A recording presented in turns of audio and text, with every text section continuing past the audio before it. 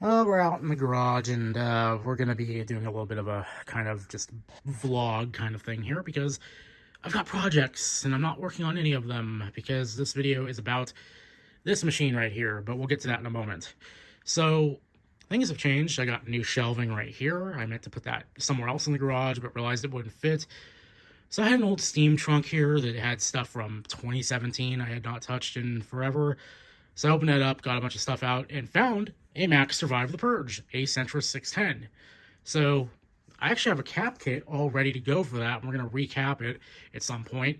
I do know I've given it a once over, and none of the caps look like they've leaked yet. I'm not going to put power to it until I get it recapped, but the board looks like it's in immaculate condition. Very surprising. The case itself also is too. I have it sitting over there because I'm going to recap this thing very soon, so I don't want to bother risking putting on the immaculate case and breaking it if I don't have to. So today we have a more pressing issue, or pressing thing that's happening, and that is to do with this. This is a Apple Thunderbolt Display, and it is basically an iMac without the Mac, which you might be thinking, well, Exodium, you have an iMac. What are you talking about? What are you going to do? I want to replace this iMac. Even though it has been completely flawless and arguably is a machine that I really feel like highlights why the technology rat race is kind of dumb at this point, because desktop machines have really just plateaued. This machine still does what I need it to do perfectly fine. It does Discord, it does Telegram, it does everything just a little bit slow though because of the hard drive, and that could be fixed with an SSD. And we'll get into that in a minute.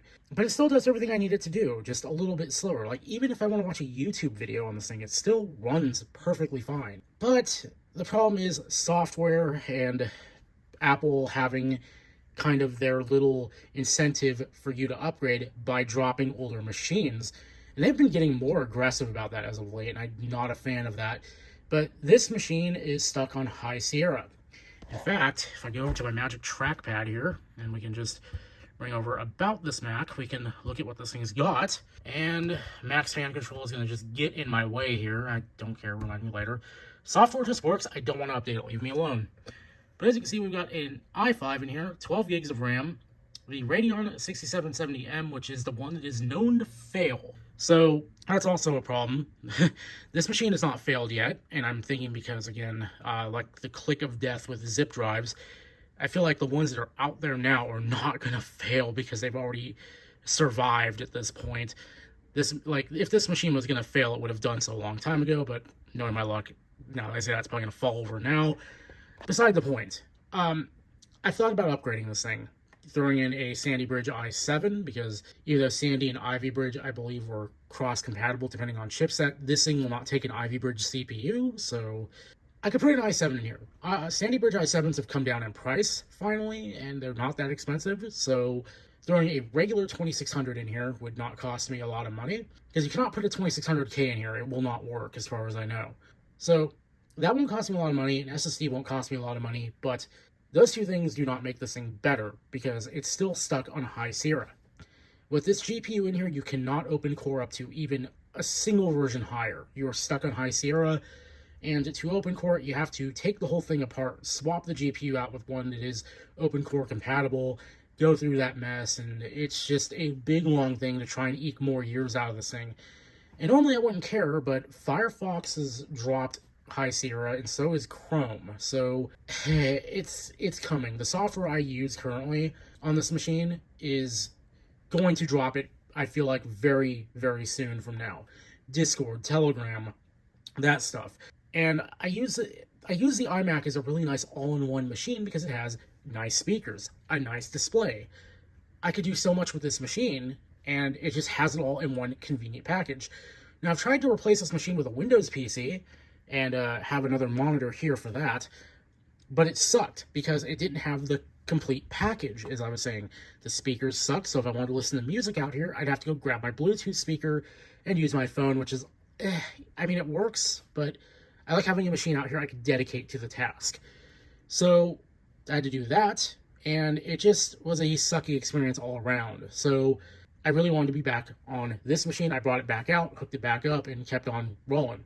That all said, with open core being a thing and all the effort I'd have to go to take this thing apart, the money I would have to spend, I started thinking, I don't like that, and I don't like the effort I would have to expend on this machine to bring it kicking and screaming up to a version of Mac OS that isn't in imminent support of being completely and totally dropped, which would mean I'd have to bump it up to Catalina, which Catalina was kind of awful, let's be honest.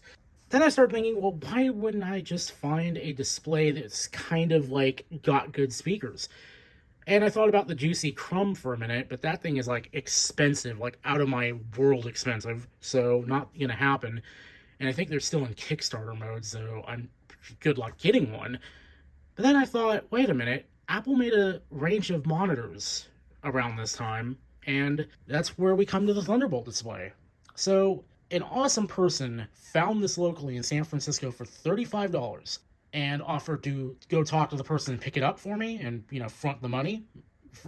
And yeah, it's pretty much in perfect condition, save a little chip up in the corner that you can maybe see on camera. Otherwise, he tested it out. It worked great. Hooked it up to his own machine. It worked perfectly fine. And this is basically the iMac without the actual Mac. Same 27-inch display, same speakers. It just has a Thunderbolt connection to connect to a MacBook. And that's what I exactly plan to do. Because I thought, well, I would love to have an M1 system out here because I'm pretty sure those are going to start dropping in price. Maybe I can wheel and deal and get one for a decent price or some trades or something. But I was like, wait a minute, I already have an M1 machine. I have my MacBook Pro. So with the Thunderbolt display, and thanks to the generosity of some people in the local retro community I'm in about, let's see, about 40 minutes, somebody is coming here with a bunch of stuff that I'm trading to them. And among those is a Thunderbolt 3 to Thunderbolt 2 dongle, which will allow my M1 MacBook to connect to that Thunderbolt display effortlessly. And it'll route all the audio, all the everything to it. But one of the nice things about the Thunderbolt display is I actually don't really lose any I/O from the iMac. So I have my nice little utility light pointing out here. But we have this neat little octopus cable here. We don't even need this. If this breaks, which it sometimes is known to do, you can actually just connect the Thunderbolt 2 cable right up to this port and it'll work just like you have this part plugged in. You just lose pass-through. But with this plugged into the MacBook, all this I/O is active. So we get Ethernet, which the iMac is plugged into Ethernet, so that's very nice. 3 USB 2.0 ports, so I can use this for the basic devices like the keyboard. I don't have a mouse. I don't need a mouse because I have the Magic Trackpad. But we even get FireWire 800, which can be adapted down to 400, which can work with legacy stuff. Pretty cool, huh? I wonder if I can connect something in disk mode to this and have it just work. That would actually be pretty cool. But yeah, it's all here. It's all awesome for 35 bucks. Well, I ended up paying 25 because the person who went and did it for me was an awesome person I met at VCF. He goes by Jeremy, I believe, and he actually is in a Discord with a lot of us, and so he may watch this, but if he's watching this, I owe you one big time. But he went out and grabbed it, and because I gave him a monitor, he cut a little bit off the price, so I ended up paying 25 bucks. Screaming deal. Just amazing. I'm so happy. But it even came with a MagSafe 2 adapter. That's awesome. I don't have a MacBook that can just natively connect to this just yet, but cool to have that nonetheless. And that's going to be less stress on this to charge a laptop, because this I do not believe is going to charge the MacBook. I'll be able to connect the other port to the wall, and we should be good to go. Now, this leaves the only problem of being, how am I going to connect my SSD to the MacBook? Thankfully, I have a USB 3.1 to USB Type-C adapter that has a pass-through, so I can just pass power through that and connect my USB 3.1 SSD to that, and that'll be plenty fast enough for video editing. So I will have my MacBook basically running this as a desktop machine. Is it ideal? Not really. But is it going to be a hell of a lot nicer than trying to force this thing to come into the current year with us? Probably. So yeah, all there's really left to do is get the iMac out of here, shut it down, and get it out of here and move this into its place. So then all I have to do is, once the adapter and everything gets here, just bring the MacBook out, connect it up, and hopefully we'll be off to the races right off the hop. I do know I need to download a utility to control the display, because Apple killed that ability in a Mac OS version of some sort. Really annoying. They can support the iPods, but they can't support their own displays. Whatever, I guess.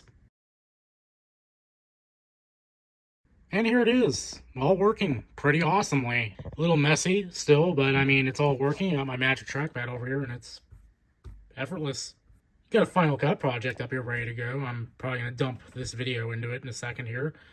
You can see my face in the reflective display, which is, I believe, one of the knocks against this display. But to kind of make this a little bit better on my MacBook, I have al dente installed, which will limit the amount of charging that this thing will do.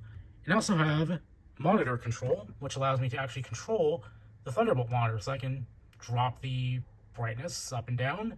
And I can also control the volume from here. Pretty awesome. So yeah, it all works great. I love it. It's great. It's like an iMac, but my MacBook up there is powering the damn thing, so pretty cool.